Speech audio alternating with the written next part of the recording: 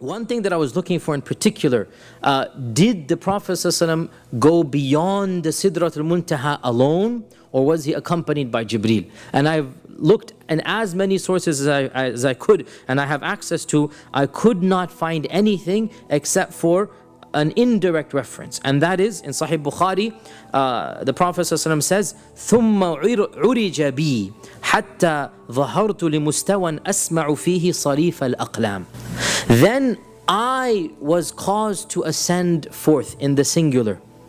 Not Jibreel brought me forward, because before that it was always Jibreel is bringing with me, and Jibreel tells me this is Sidratul Muntaha. Once he gets to Sidratul Muntaha, the Prophet ﷺ speaks in the third person that someone caused me to ascend, not Jibreel anymore. And I rose to a level where I could hear the pen writing. Now, what is the pen and who is the writer? We know that Allah subhanahu wa ta'ala, as the Prophet ﷺ said, the first thing that Allah created was the pen. أول شيء خلق الله تعالى القلم. And then Allah told the pen, uktub. So the pen asked Allah, what should I write? And Allah said, write everything that will happen until the end, until Yawm al-Qiyamah. Write everything. So the pen is being written directly by the command of Allah. There is no scribe doing the writing. The pen is a creation of Allah that is doing the writing. And the Prophet ﷺ is saying, I rose to a level where I could hear the pen being inscribed. Allahu A'lam, we can assume from this that the Prophet ﷺ rose beyond the Sidratul Muntaha alone. For two reasons. Number one, Jibreel is not mentioned at all. Jibreel is mentioned as having shown himself in his original form. Where? At the Sidra. At the Sidra. Right? That's what the Prophet ﷺ said. That once the Sidra has basically been shown, then I saw Jibreel. So it is as if now Jibreel has left off his shackles. He is now free to be who he is. But that's all he can be, at the Sidra.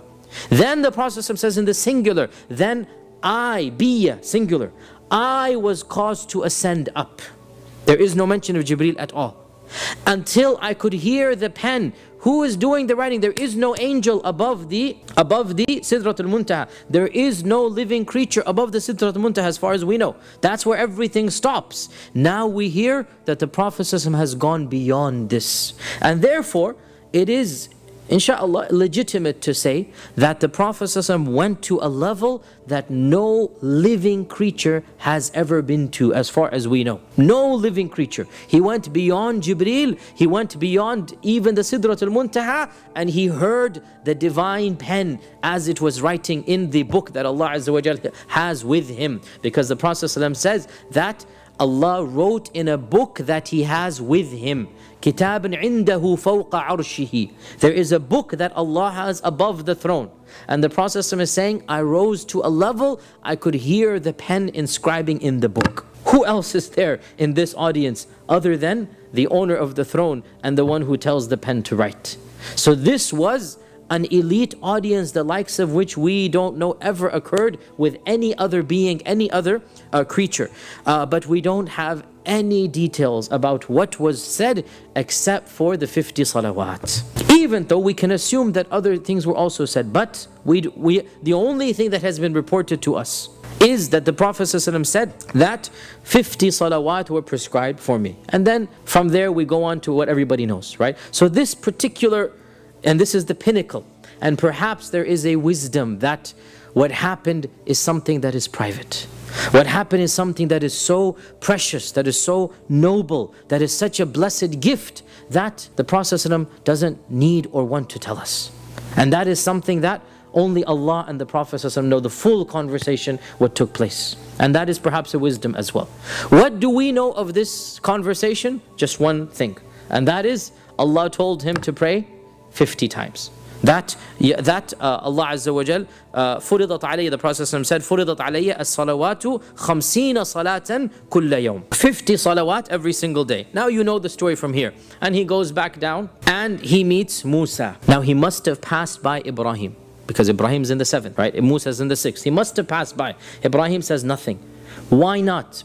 Two reasons. Number one, Ibrahim alayhi salam is at a higher level. And it is not in the nature of Ibrahim to يعترض or to try to second guess. Whatever Allah says will go. Whereas Musa is not at that level of Ibrahim, and he wants to try to negotiate. Another point, Ibrahim has no experience with large ummas, whereas Musa is the most experienced prophet up until this time. Up until this time, when he meets the Prophet ﷺ, he is the most experienced prophet. Now the Prophet ﷺ is going to have experiences in the Madini phase especially. But in the Meccan phase, he's only been active for 11, 12 years, right? And Musa has had, how much? 80 years or something of interaction with the Bani Israel, if not more than this. We don't, probably more than 80 to be honest. We don't know exactly when he became a prophet, but at least 80 to 90 years. So he has more experience. And therefore, Musa is the one who asks him. Oh, there's a third reason as well, by the way. There's a third reason. So, the first two we mentioned. The third one, Musa knows that something is going to happen in this meeting. How does he know this? Because he's been there, done that at a smaller scale. Way smaller. Because Musa is the only prophet whom Allah Azza wa Jal spoke to directly before the Prophet Muhammad Sallallahu Alaihi Wasallam. There is of course a reference to Adam being spoken to as well, by the way, but that was in Jannah. That was in Jannah.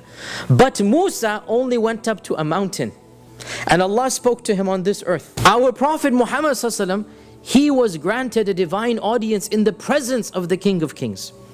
And he was called up as the messenger. So Musa has been there, done that at a way smaller scale, and that is on earth. And Musa knows. Now, by the way, this also shows Musa was there for how long? How long was he in Tur Sinai? 40 days. The appointment was for 30, and then Allah increased it 10. This clearly shows that a lot happened. What do we know of what happened? Nothing other than the 10 commandments. Correct? Right?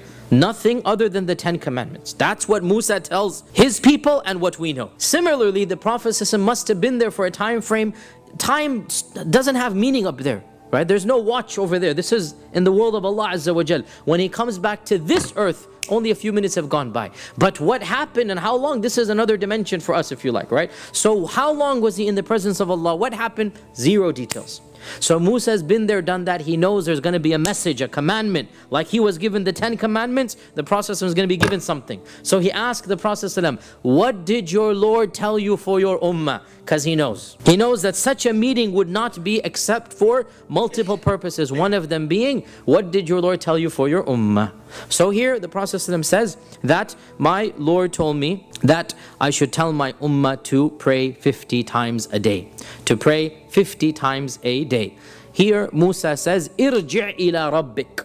Go back to your Lord. وَسَلْهُ التَّخْفِيفِ. And tell him to lower this, because I have more experience than you with the Bani Israel, and your ummah will not be able to do 50 times a day. So this is a detail that many people don't know. It's in Musnad Imam Ahmad. The Prophet ﷺ looked at Jibreel wanting to get his opinion. كَأَنَّهُ يَسْتَشِيرُهُ, the riwayah says, as if he's getting his opinion. And Jibreel nodded to him, yes, do that.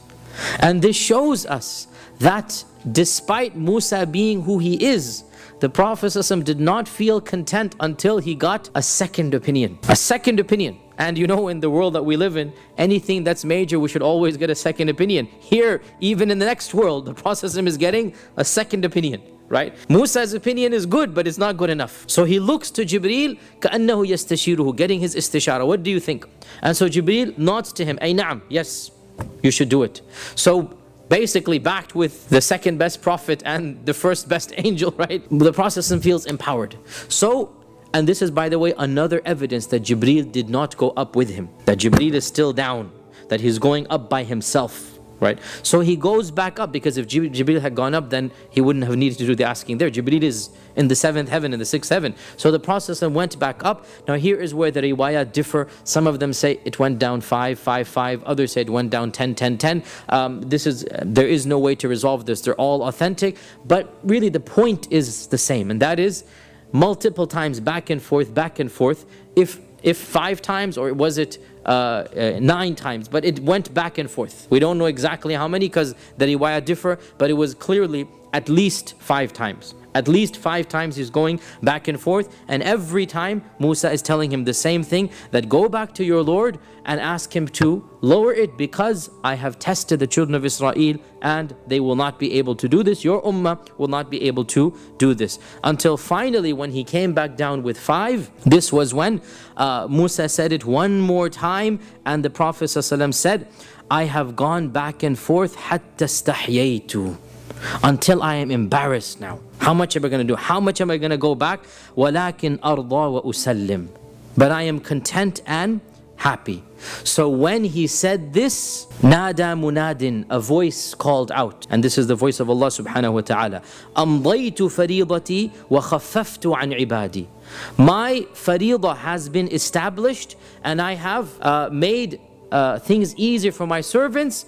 It is 5, but it shall be rewarded with 50. It is 5, but it shall be rewarded with 50. What this means is that Allah subhanahu wa ta'ala, somebody astaghfirullah with weak iman will say, why didn't the Prophet go back, get it down more? Right? The response is, firstly, be careful of your adab with the Prophet if anybody's thinking this. Secondly, Allah had already decreed it would be 5. And the Prophet Allah basically gave him that ilham to know when to stop. That Allah had already decreed it would be 5. And that's why when the Prophet said, I'm embarrassed to go anymore, the voice came out. And the 2 people hearing it are the 2 people who've already had an audience with Allah, Musa and the Prophet, right? The 2 people hearing this have already had experience with Allah. So Allah is speaking to them because He's already spoken to them. And what does Allah say? This is my fariḍah, and it will pass. And I have already basically made it easy for my servants. And it is 5, but it shall be rewarded with 50. It is 5, but it shall be rewarded with 50. Now, over here, again, so much can be derived over here. So much can be derived. But of the things that we benefit from this, first and foremost, the status of the Salah. The status of the Salah. That, just like we talked about Surah Al-Baqarah, the last 2 verses being given at this time, in fact, the Salah is in fact an even higher level, if you like, than this, because the purpose of the divine audience was to establish the Salah. That every single commandment, from the zakah to the hajj to tahajjud to Quran to the jihad, everything, Allah Azza wa Jal sent Jibreel down to the Prophet to command us to do things. But for one commandment, it was so important that the messenger was called to the King of Kings to receive the message directly from the divine. There was only one thing that was so important that our Rasulullah is told, you need to come up, because there's a message that needs to be delivered directly to you. So the messenger is summoned to the presence of the divine. And what is then decreed? The one commandment, only one commandment that we know of, and all the rest come down indirectly through Jibreel, and that is the Salah. And if this was the only blessing that we have of Salah, it is enough of a blessing. But you can add to this that the Quran is full of the importance of Salah. وَأَقِمِ الصَّلَاةَ لِذِكْرِ أَقِمِ الصَّلَاةَ طَرْفَ النَّهَارِ وَزُلَفًا مِنَ النَّيْلِ. Every single prophet is mentioned in the Quran as praying. The Prophet ﷺ says, I passed by the grave of Musa, he was praying. The Prophet ﷺ says, I entered Bayt al-Maqdis, Ibrahim is praying, Musa is praying, Isa is praying. Salah is a standard, every single prophet. And so many verses in the Quran, and there are plenty of khutbahs you can listen to about the blessings of Salah. The very first verse in the Quran, that this is هُدَى لِلْمُتَّقِينَ الَّذِينَ يُقِيمُونَ الصَّلَاةِ. From the very beginning, right? Isa in the cradle, as a baby, he says that my Lord has commanded me with salati was zakati ma dumtu hayya. As a baby he is saying, my Lord has commanded me to do salah and to pay zakah as long as I live. All of this shows salah was important, and it was so important for our ummah that Allah subhanahu wa ta'ala himself invited the Prophet to receive this direct commandment.